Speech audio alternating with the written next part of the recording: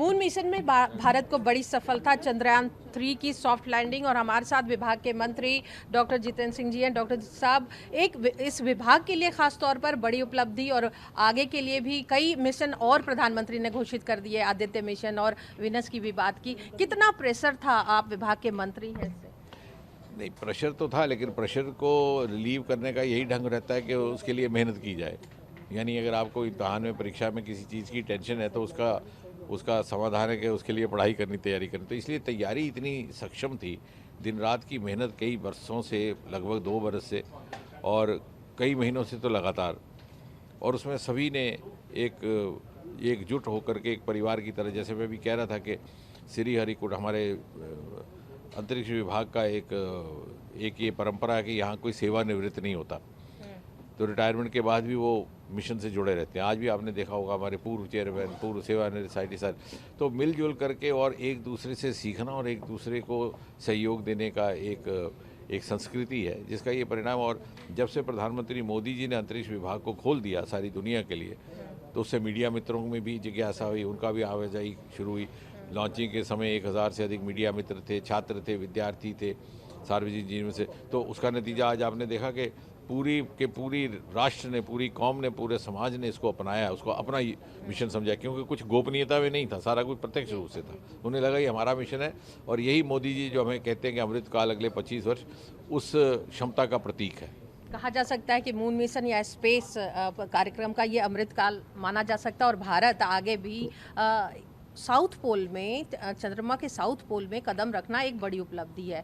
कहीं ना विश्व गुरु की तरफ बढ़ रहा है। बल्कि मैं ये कहूँगा, अगर 25 वर्ष में अगर वो उस शिखर पटल की तरफ की यात्रा का, जिसका उल्लेख प्रधानमंत्री जी अक्सर किया करते हैं, उस यात्रा का प्रारंभ भी अंतरिक्ष के माध्यम से हुआ है।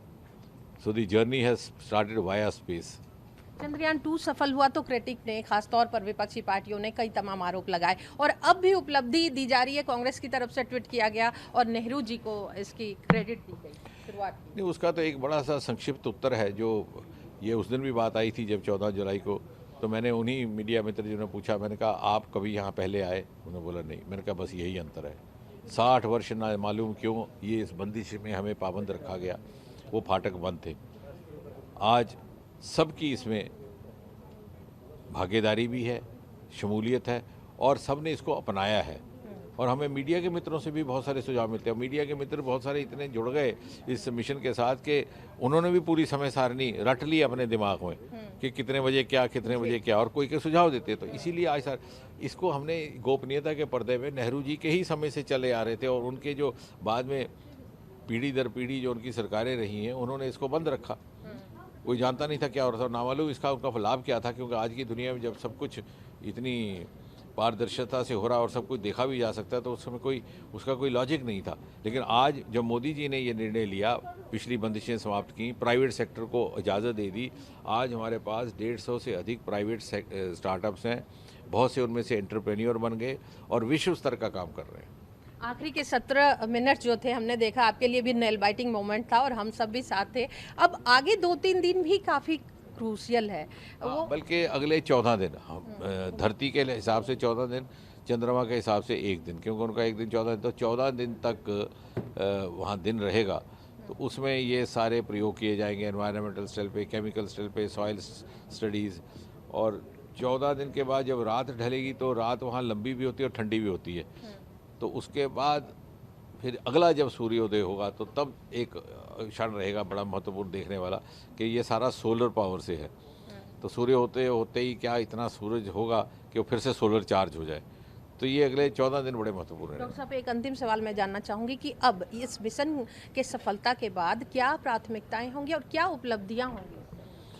सबसे पहले ये कि बड़ा कॉस्ट इफेक्टिव मिशन रहा। ये 6,000 करोड़ कोई ज़्यादा राशि नहीं है अगर आप करें तुलना की। जो रूस का मिशन था लगभग 16,000 करोड़ तक जो नाकामयाब रहा।